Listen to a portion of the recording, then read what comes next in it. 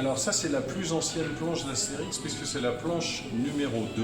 La planche numéro 1 a disparu, personne ne sait ce qu'elle est devenue.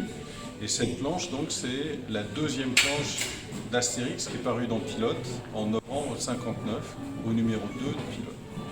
Et donc c'est un document historique absolument énorme. Et si on peut se déplacer un petit peu, ici, on a les premières notes. Ça, c'est un document, c'est la naissance d'Astérix, l'été 59, donc quelques semaines avant, quand Goscinny et Uderzo se sont réunis pour inventer le personnage.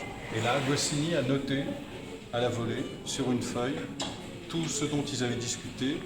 On sait que la jeunesse d'Astérix s'est faite assez rapidement, en 2 heures. Une fois qu'ils ont trouvé la période, le nom du personnage, les noms en X, les noms en Us, le village, les Romains, etc.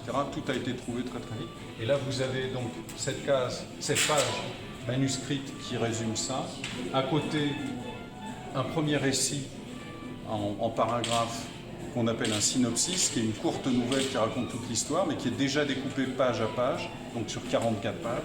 Et là, vous avez le scénario de la première planche d'Astérix.